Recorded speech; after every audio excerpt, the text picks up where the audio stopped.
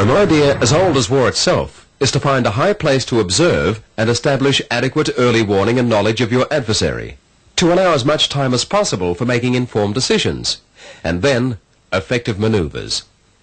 If you can surprise without being surprised, you have the upper hand.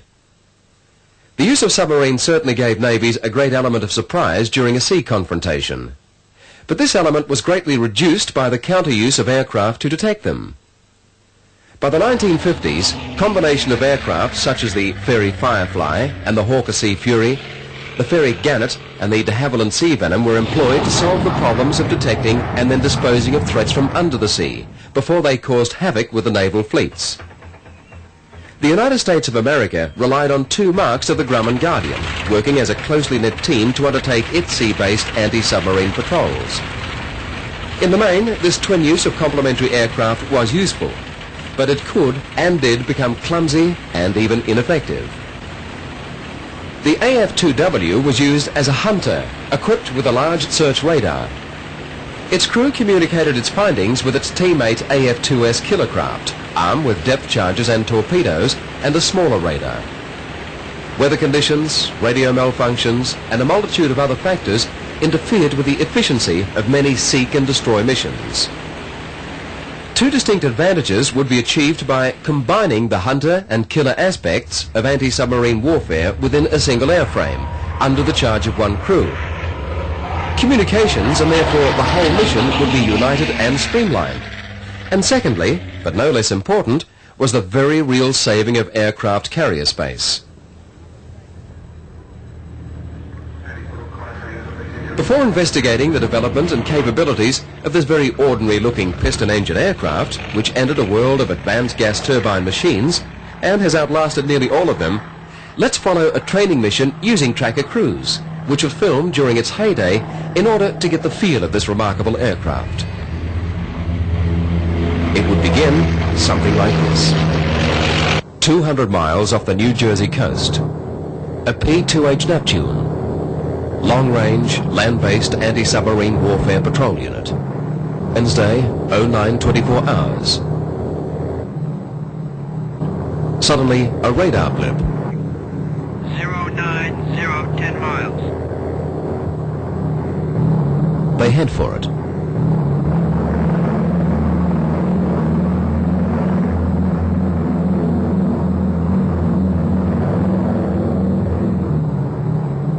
Oh, 09:30.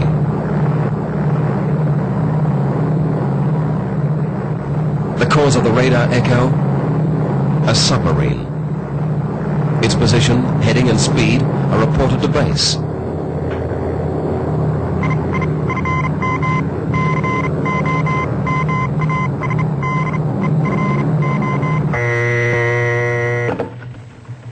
Headquarters, Anti-Submarine Warfare Force, Atlantic Fleet, Norfolk, Virginia.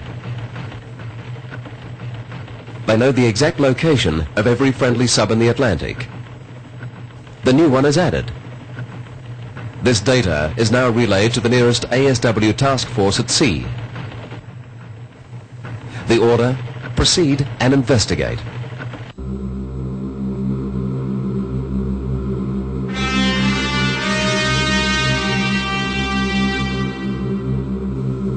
Hardcore of anti-sub warfare, the Hunter-Killer Task Force. Heart of the force, the carrier. A vast moving airbase, command and communication center, controlling 4 squadrons of aircraft, a squadron of destroyers and 5,000 men. All organized and trained to detect, classify and destroy submarines over thousands of square miles of open sea.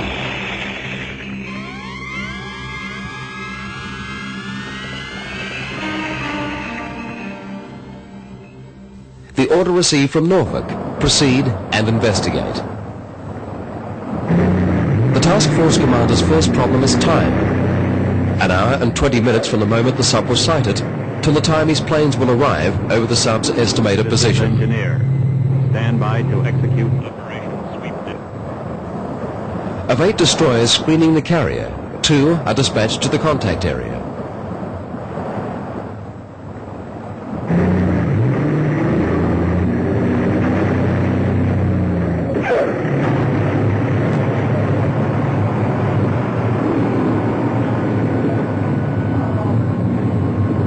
Altimeter 2920. The carrier's ready room. The plane crews learn about the contact area 80 miles away. Cloud cover, visibility, air and water temperatures, search procedures. On the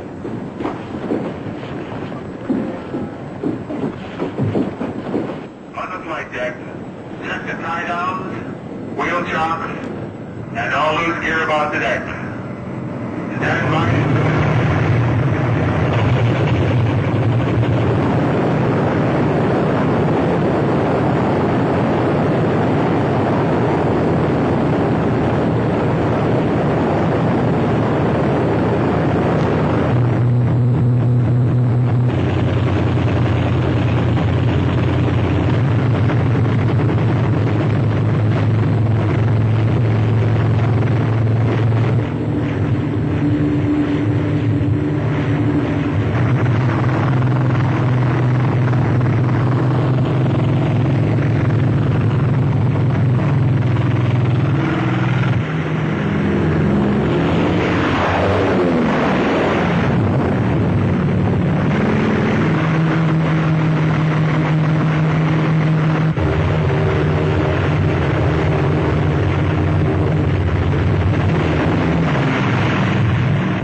Each departing unit has its special essential job.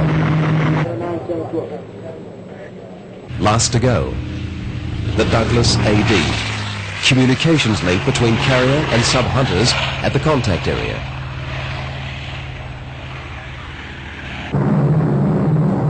Grumman trackers, each a deadly tracking and weapon system for fast search, detection and kill.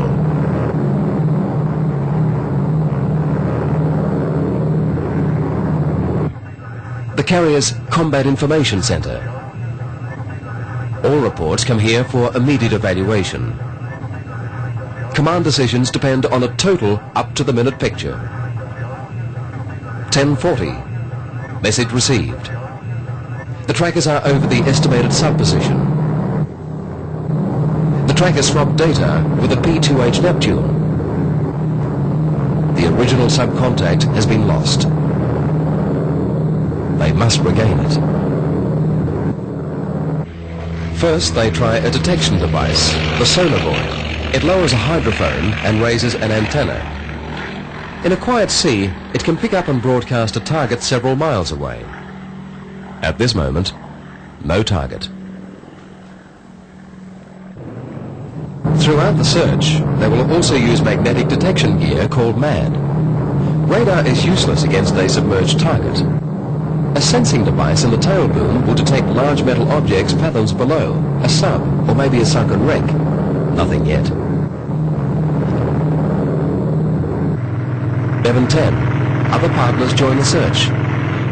Sikorsky helicopters combining moderate airspeed with the ability to hover over a target area and dunk a sensitive sonar ball.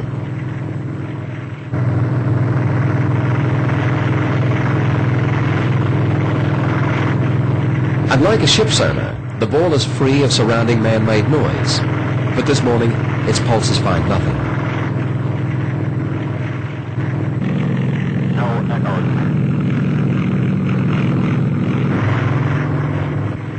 They try several areas. Still no contact. Every ASW mission demands patience, determination, more patience.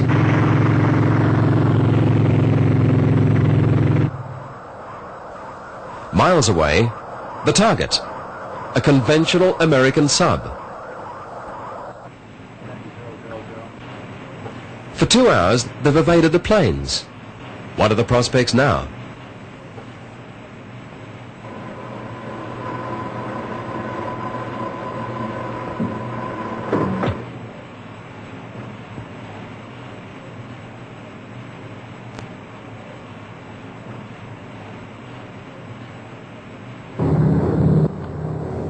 Meanwhile, the trackers have widened their search.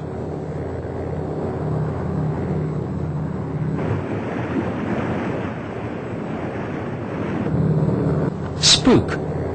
In other words, an unidentified surface contact by radar, possibly a sub. Roger, Spook. By the time the trackers reach the estimated contact position, No trace of a target. Radar, spook became sinker, 5 miles. Now the hunters concentrate on magnetic detection. Batman, Batman. A second and third contact classify the object below as a submerged sub and reveal its direction and approximate speed. 12 minutes later, the contact vanishes again. Sometimes they have to play this game of cat and mouse for hours, even days. The helo's time is running out. They can stay on station only half as long as trackers. A second relay from the carrier must renew them. 13:20. The sub wants another look.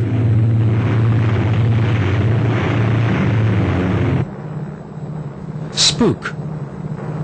Another radar fix. Sound. Get up there. Go deep, all ahead. Too late. Half an hour later, the destroyers are in on the contact. The third one so far. This partner is relatively slow, but brings special talents. Staying power. Big sonar, many and varied weapons. The second relay of helos and the destroyers now hold onto the sub for 4 hours. Then their sonar echoes become confused. The sub has penetrated a wall of cold water. Above, they wonder, seaweed, fish, a wall of cold water. The confusion of echoes gives him time to escape.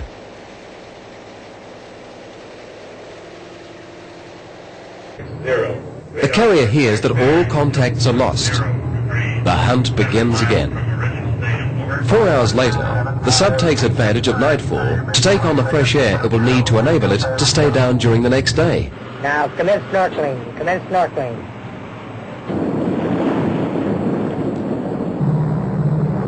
The task force covers a wide area.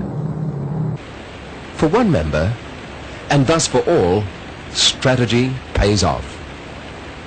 Miles away from the searching party, the AD gets a fix and reports it to the carrier. Contact bearing 210 degrees, 27 miles from original station, over. 1275 feet, 6 time in 20 seconds, 22 past the hour.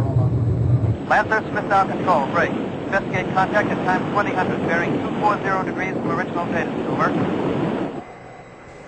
In the morning, the destroyer sonars are still listening to the sub below, literally forcing the breath out of him.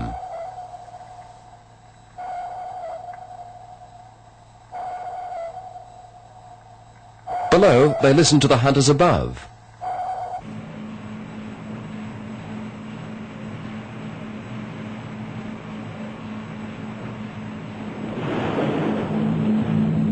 Thursday noon. They have held the sub continuously for more than 16 hours.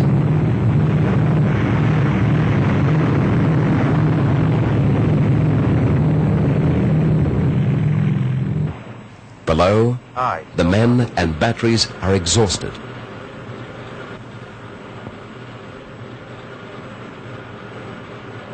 $13.50.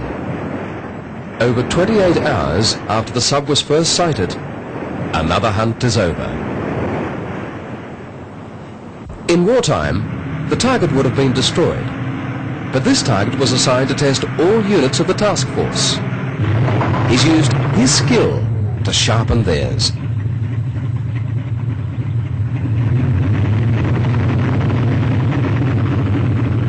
During the late 1940s, as the Grumman Guardian was developed and entered service, Grumman designers were already developing the idea of combining both hunter and killer aspects of anti-submarine warfare within the one airframe. As the US Navy crystallized its requirements in an ASW-capable single aircraft competition, Grumman Model 89 was born. After winning the competition, Grumman developed the G-89 very quickly and was awarded a contract for 2 prototypes on June 30th, 1950. an event somewhat overshadowed by the announcement of United States commitment to action in Korea just 5 days earlier.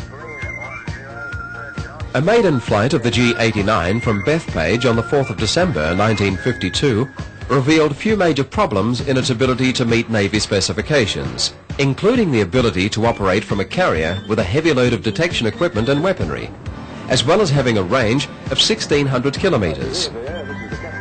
Its potential was quickly seen at the Naval Air Test Center in Maryland, resulting in substantial orders for the aircraft, which became known as the Tracker because it was significantly more advanced than any earlier ASW aircraft.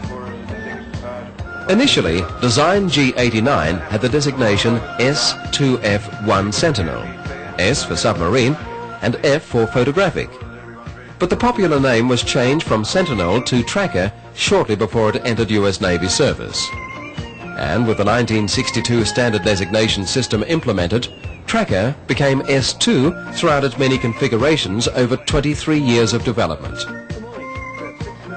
Initially, the heavily laden aircraft used the short aircraft carrier runway areas without the assistance of the steam catapult. It was in 1954, on the USS Hancock, that a Tracker became the first airplane launched by the new British-designed steam catapult from the deck of an American